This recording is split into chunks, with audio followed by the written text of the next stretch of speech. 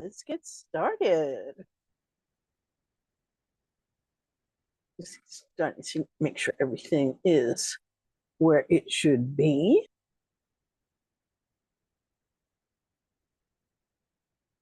Beautiful. All right, my dears. Happy, happy, happy Moonday. I'm trying to see why I don't see myself, y'all. Is my video trying to do something strange? And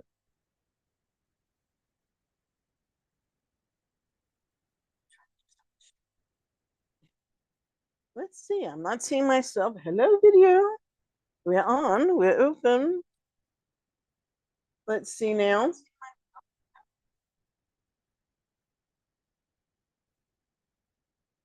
Let me just do another check over here. Aha. Uh-huh, uh-huh, uh-huh. Okay. Connect into my thing here. Here we go. All right. So let me leave that here because we don't want to hear that.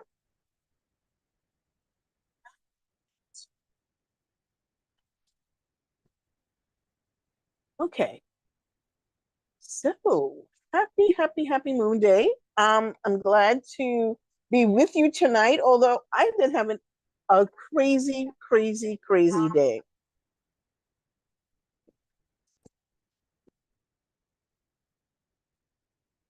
So I'm realizing I need to turn that off. Okay. So how is everybody doing? I'm trying to um, come in here where I can see the chat as well. So tonight I really want to talk with you about a couple things, okay? And the first one of which is, we've been talking a lot about creativity. And this is really our last Moonday message about creativity because what I really would like to do is to introduce you to the reason for all this talk about creativity and to work together to see if this is something that is appealing to you. Okay, so here we go, darlings and goddesses. So right now we are in the waxing moon phase, right? And the waxing moon phase is always a time of releasing, of letting go, of allowing what is not serving us to dissipate and to go away, and to really make room for the things that we wish to commit ourselves to, and we hope to manifest in the next new moon phase. Okay, so it's really about getting a deeper connection with who you are and what you really want going forward. Okay, and when we talk about creativity, okay, we're not talking about, you don't have to be a painter, you don't have to be a writer, you don't have to be a dancer, you don't have to do any of these things that people consider to be the height of creativity. We need creativity for more than that in our lives, right? So creativity is where we make the magic in our lives, in our words, in our work, in our womb, and in our ways of being. This is the magic, right? So when people say, "How do you make magic in your life?" This is exactly how. Okay, so I have created a course, and it's called Cracking the Creativity Code. I'm going to get into that in a little bit, and it really is a sacred container for remembering and reclaiming your power. Okay. And we're going to be exploring not just how to create, but how to create from the womb, from that source, right? From your heart. Okay. And as I said, it's not just for artists, it's for any woman who's ever said, I know there's more for me. I know that there is more out there for me than I have been living. And it is that creative impulse that's going to carry us into living our best life going forward. Okay, because it takes imagination, it takes creativity, and it takes freedom to bring into our lives those things that we truly want and that we truly desire. But first, we have to tap into those desires. We have to give ourselves the freedom to connect with the things that we truly want. Not what we're told we're supposed to want or we're supposed to have, but those things that we truly desire that are really an expression of our authentic selves. So let's start. Uh, let's see if I can do this. I have the air conditioning on because here in New York, we're having a heat wave, a tropical heat wave. So unfortunately, the air conditioner really doesn't want me to light that, but we shall persevere and we shall light our white candle, bringing in the spirit, our red candle for our womb energy. Come on, air conditioner. It's right next to me. Okay. And we will bring in our green candle for abundance. And this is the first time I'm lighting him, so he's very special. Alrighty. So now that we know we're going to be covering tonight, let's take a moment to get out of our everyday energies and just let them drop. Feel as if you're going from the crown down to the third eye, down into the throat, the heart, down into the solar plexus, the sacral chakra, the root chakra, down the hips and thighs and legs, and let any tension, let any heaviness, let anything that's been stressing you out just kind of roll down your body, down into your feet, down into the earth beneath your feet, and let Mother Earth take care of that for now. We want to release that for now. And take a deep breath out.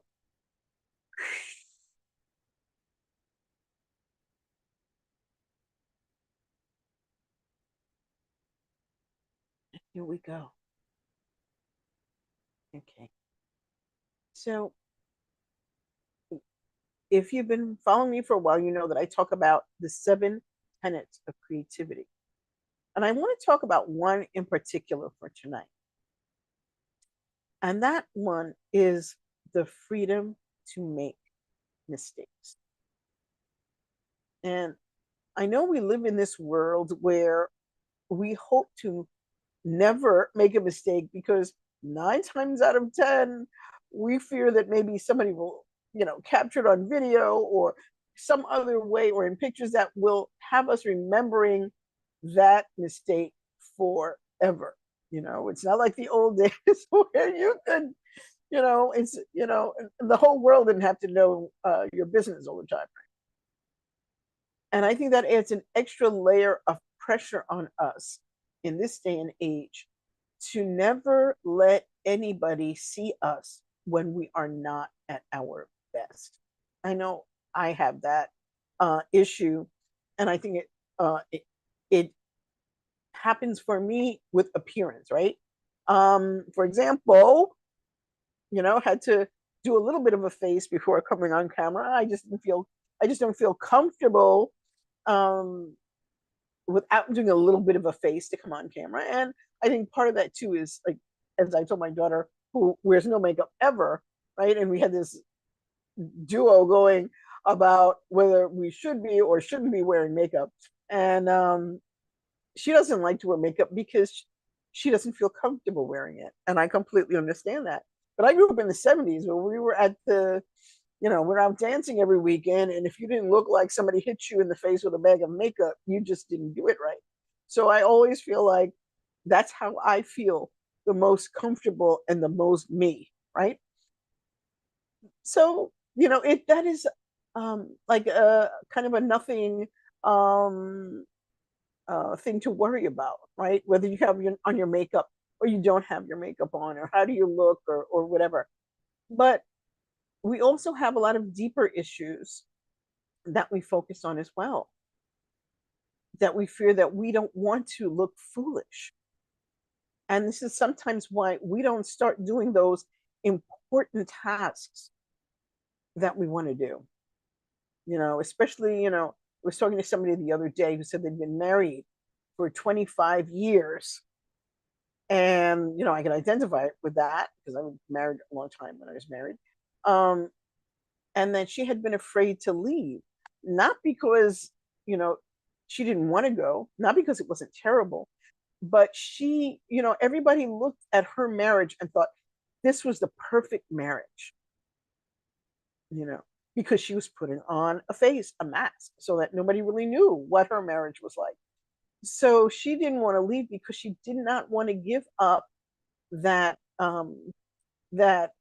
appearance of being perfect, of being strong, of being the one that other people could come to with their problems because she had it all figured. And sometimes this is one of the worst things we can do to ourselves, is to always be the strong one, to never be the person that opens up, the person that never shows vulnerability for fear that others will judge them harshly because they've made a mistake. And we see perfectionism and overthinking so that we don't make the moves that we should, so that nobody can see what's behind the fact that we are not really living up to the life that we wish we could have if we just let go of needing to seem perfect or strong, or the one that everybody turns to, or the knowledgeable one, the wise woman, whatever it is that you are saying to yourself, right? That keeps you from allowing in vulnerability. And I've said many, many, many times that the greatest strength is vulnerability. Because how do you change? How do you move from one place to the next without showing some vulnerability, some need for, if not help, assistance, someone just to see you for who you are, as opposed to the mask you're putting in front of your face or putting in front of your life, so that other people will not be able to judge you and won't be able to say anything because they don't know anything. They don't know anything about what's really going on for you. And so you keep the people in your life at a distance, and they never know ways in which they could help you or support you or point you in the right direction or just be there to witness who you are. And I think sometimes that is one of the most important things that our friends and our people that are around us can do for us, is to witness who we are and to really see us, to really know us and understand us.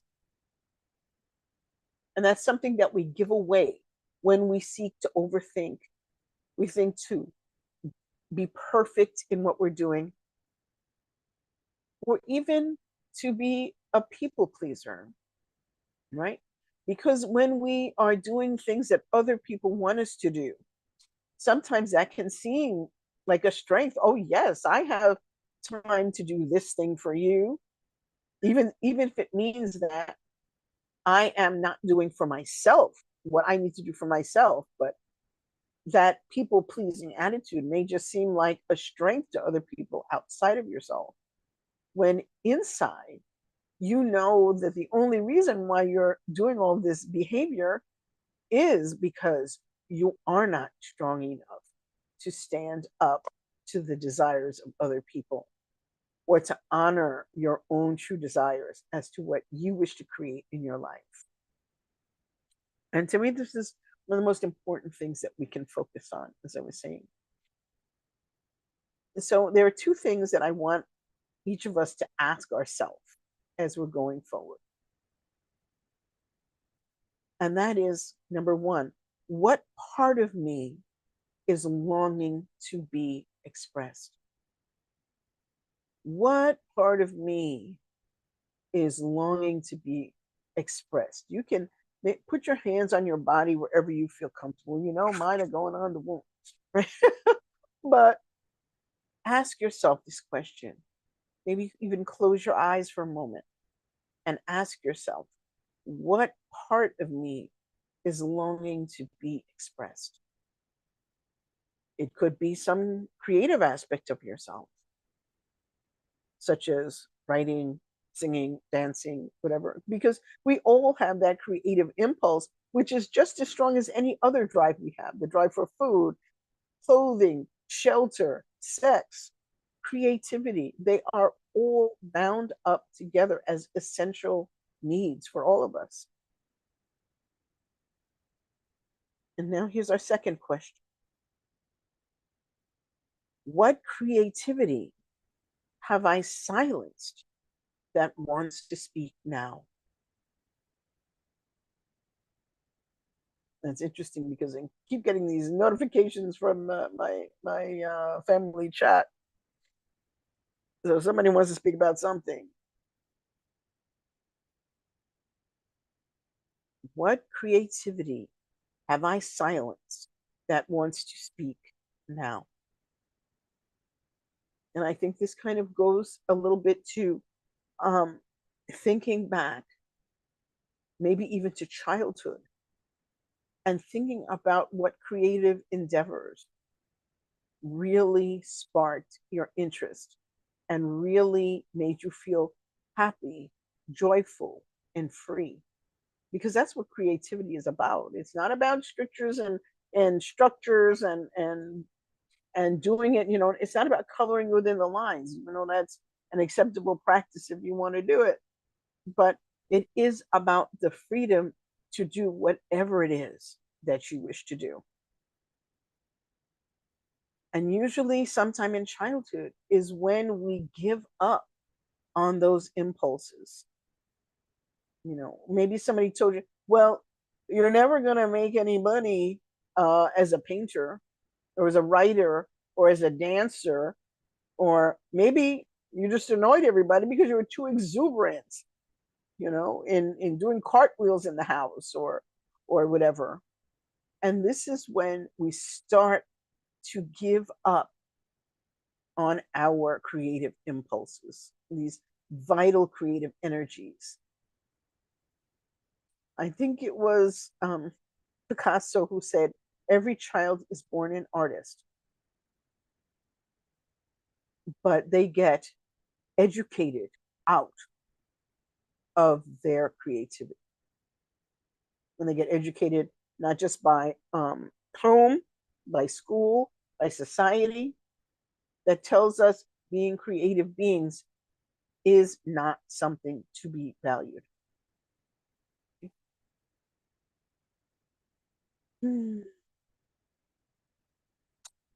So I'm just going to say this. If you think you're ready to reconnect to your creativity and your intuition, your voice, I really want you to sign up for my program, Cracking the Creativity Code. And it is a do it yourself course.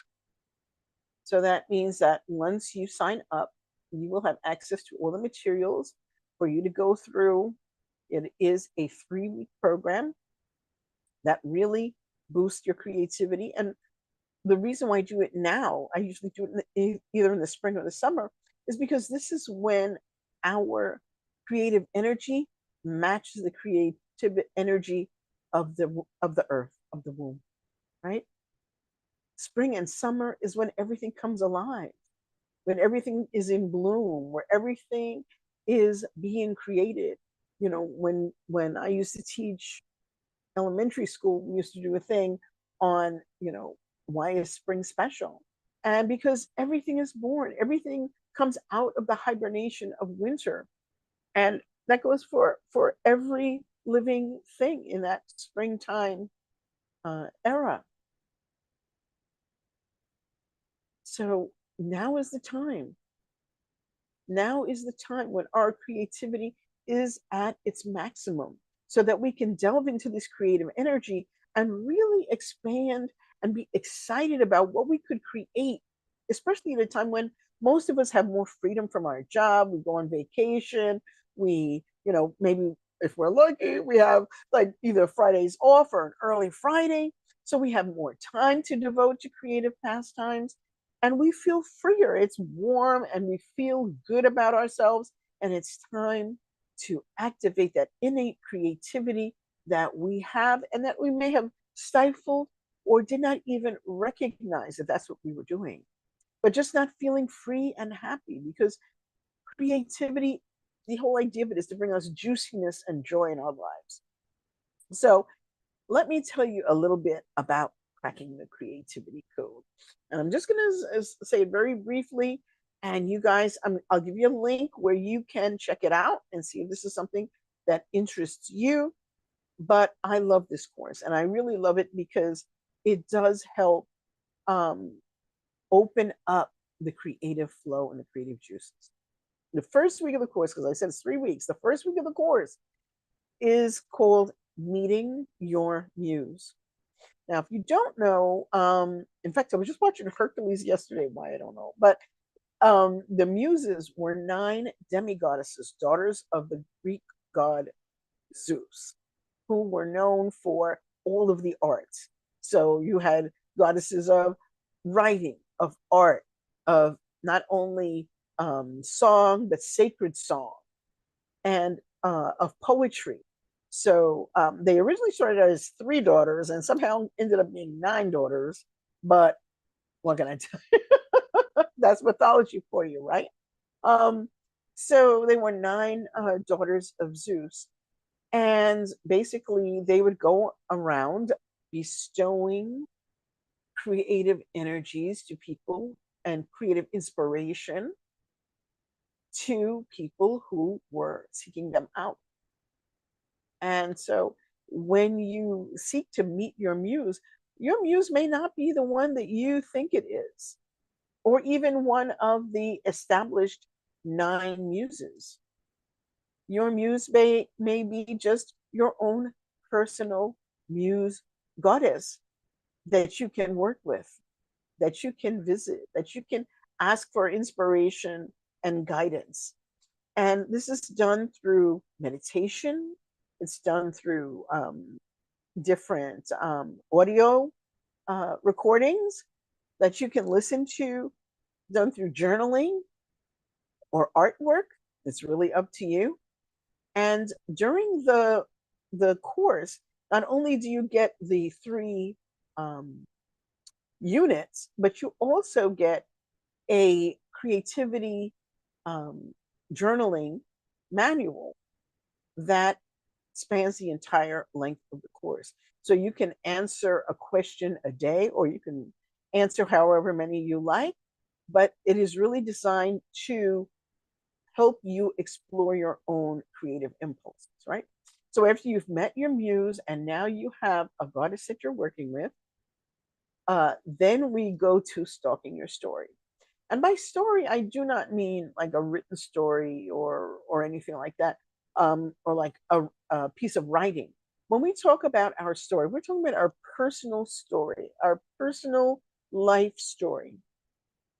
That's the story that we're seeking. That's the story that we are stalking, right? One of the beautiful teachings that I learned from a shamanic teacher is that when we seek to tell a story, whether that's a story on paper or in a book, or whether that's the story of our lives, that not only are we seeking to tell a story, but that same story may be stalking us. There are a lot of different types of stories that people can live. If you know about the hero's journey, or you know about I can't remember the name of this book. It just fell right out of my head. But what it's talking about is all the different. There are only maybe 20 basic plots to any story, right? And that's kind of true of our lives also. When we think about, okay, well, who am I in my life, right? Am I the plucky heroine who, despite all kinds of adversity, um, finally gets her dream? Am I the wise old woman on the hill? Which have I gained a lot of insight in life, and now I'm ready to bestow some of that on other people? Who am I in my story right now? And what kind of story am I telling? And how do I get to that story? And we do a lot of work with the Heart Center and also with our animal allies.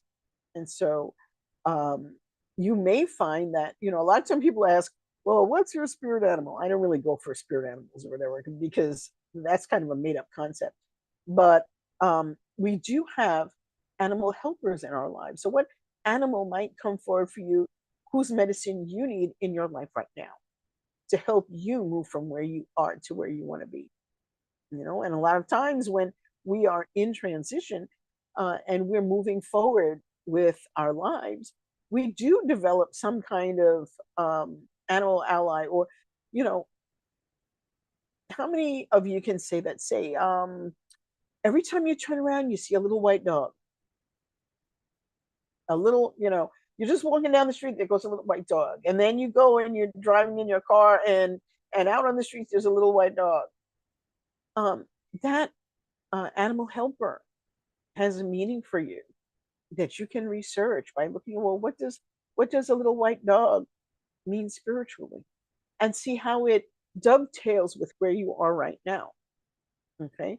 And as always, I believe that when we see spiritual things, they come to us on many dimensions at the same time.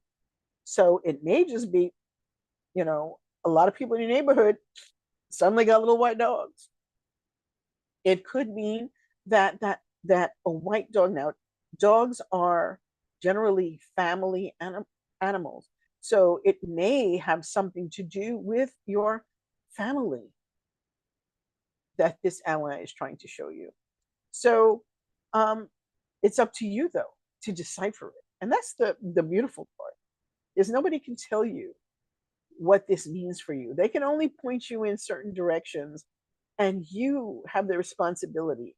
It's your job to decide, what does this particular sign mean for me, right?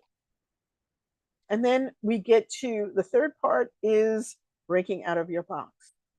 And I think this is the most important part, because up until this point, we're kind of in the box that we think about all the time of who am I. And sometimes it's time to break down the doors, break down the walls, and see what we can become when we're not holding ourselves back. When we release the labels and the names that we give ourselves, right? When we step away from who we're supposed to be to discover who we are meant to be. And that is what that third week is all about. And so when I say we are cracking the creativity code, it's the creativity code of our life, not the creativity code of art or dance or whatever, even though it really does help with that. It's the code of our life. And I hope that when I put um, the link in the chat, that you will take advantage of it. At least go and find out a little bit more information online about the course. And I'm offering it now for the lowest price it's ever been. And I hope this will be something that appeals to you. So thank you, thank you, thank you for being here with me tonight. Let's take a moment just to be together and relax again. And this time, breathe in and out.